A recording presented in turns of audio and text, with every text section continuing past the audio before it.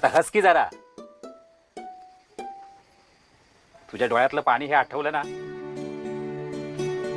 तर लाकडावर घाव घालताना माझी कुऱ्हाड गळून फेडायची. हस की वाईच. दाखव तुझ्या मोत्यांची कवळी. चल येतो हा.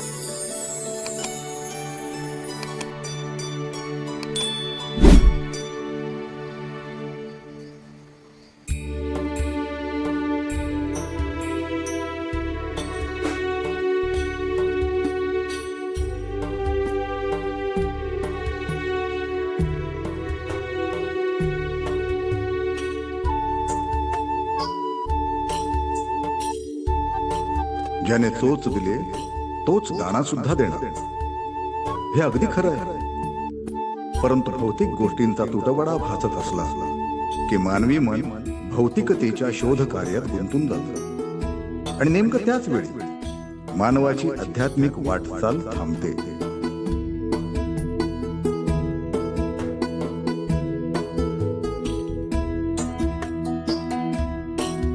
हिरव्या रानातील वृक्षवल्लींच्या जीवाचा विचार करणारा हा उषा केवळ त्याच्या भौतिक गरजेपोटी त्याच वृक्षवेलींची कत्तल करून त्याची आध्यात्मिक प्रगती खुलवत तर नव्हताना. असे असेलही नसेलही, परंतु देवाजीच्या मनात काय आहे हे त्या देवालाच ठाऊक.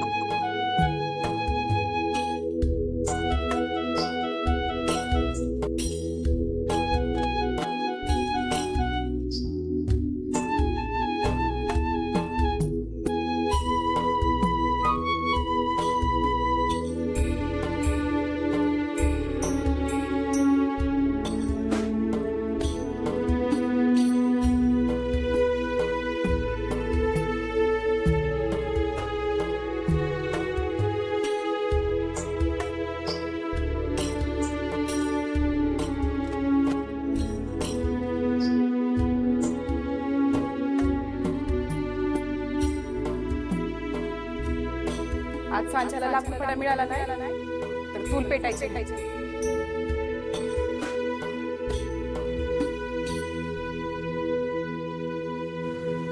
आज काय बी करून लाकूड फाटा घरी न्यायाच पाहिजे,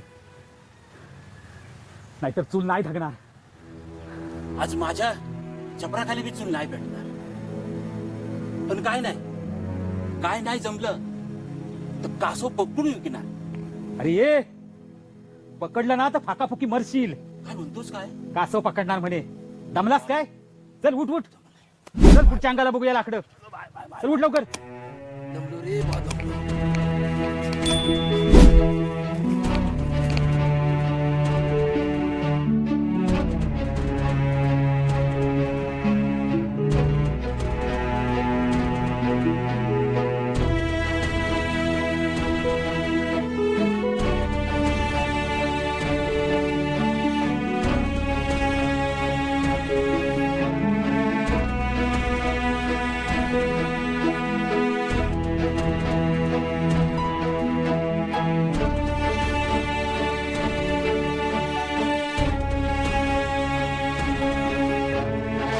अरे अरे अरे तिकडं कुठे जातोयस? अरे बाबा ह्या अंगाला इथं एवढे दिवस जातो या, एक भार मोली नाही सापडली. अरे तिकडे जाऊ नकोस. आतापर्यंत त्या रानात कोणी गेला नाही. हा, वरच्या आळीचा रघु गेला होता, पण आतापर्यंत परतलाच नाही तो. ठाव आहे मला, नाहीतरी असं बी मरायचंच आहे आणि तसं बी मरायचंच आहे. तू जा, मी नाही येणार. अरे त्या रानात दिवसा ढावळ्या वाघ फिरतात आणि सापाची मोठी वारुळ आहेत वारुळ. त्या वाटेवरती विंचू आहेत विंचू. आणि म्हणून म्हणतोय तिकडे जाऊ नकोस. ऐक माझं. तू जाते अंगाला, मी जातो इथे. अरे अरे कुशा, अरे नको. अरे कुशा जाऊ नकोस. अरे बाबा माघारी फिर. अरे माघारी फिर.